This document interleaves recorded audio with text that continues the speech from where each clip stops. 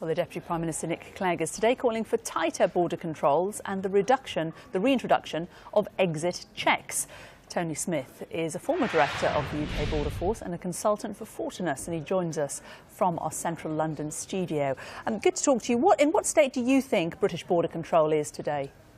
Well, I think the first thing is about your reports in Calais is to just remind people that we have a very strong presence in northern France. We have a number of border force officers working 24/7 round the clock with our colleagues in France to interdict migrants, which is why we have got a strong border there. It does come in waves, and it's very important that the messaging is right to immigrants that if they want to come to this country, they need to pursue the normal channels of applying for visas and permits and not to flock towards the northern French coast, because they will be stopped by our officers and they end up in pretty appalling circumstances. I think the other thing is that we do need to work very closely with the French authorities, with the European Border Agency and our international partners to get after the gangs, because this is organised human smuggling. This is trafficking that makes money for criminals. It's really, really important that we collaborate with our colleagues in Europe and indeed in source countries to stop this trade and to keep the legal routes for migration open, of course, in accordance with government policy, but to crack down on this human trafficking, which is really a miserable business. But despite the number of British border officials that are there, people do still get through. Anecdotally, we hear from hauliers who say groups are still managing to get through. I've been down to these camps at Calais and I've spoken to some of those people in those camps, and they just will simply try and try and try and try and try. However many times they get rebuffed or sent back, they'll keep trying and they will eventually find a way into the UK, legally or illegally. Well, I'm not sure they will, Jane. I mean, I think you're right. Obviously, with any net, there are holes in it, and there are always going to be people that are going to continue to persevere and may be able to get through. But realistically, if you compare our border in Calais with the rest of Europe, I mean, they don't even have borders in most European countries. It's a complete free movement zone. So that chap's come up from Italy, others are coming through the Balkans, across the Med, and they are in Europe already. We do have a border with Europe. There are no political parties advocating that we leave that. All parties that I hear of are saying that we want to maintain a very strong presence there. It's very important, though, that we do maintain very good relationships with our colleagues in France, so that things like the Treaty of Sangatte and other conventions that we have with Europe are equally honoured, that we work together on a common purpose, which is to stop illegal migration and to open up legal routes.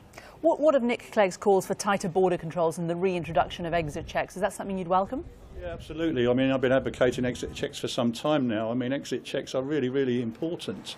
The reason they haven't been introduced, Jane, is primarily one of funding.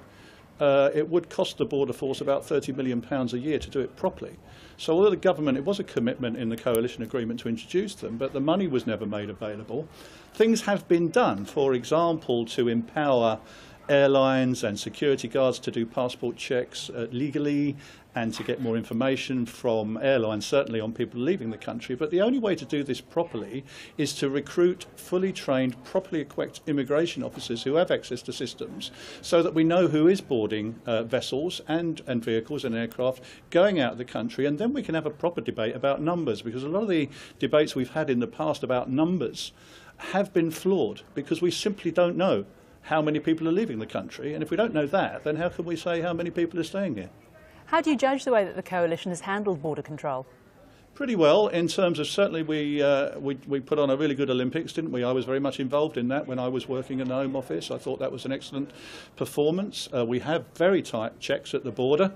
There are problems with queues, and I think the big political dilemma for all the parties now is how to manage, intra-EU migration, this freedom of movement thing that enables, European passport holders essentially, when they arrive at our ports of entry, Jane, are treated in the same way as British citizens. There is a watch list check and a document check, but there are no questions asked.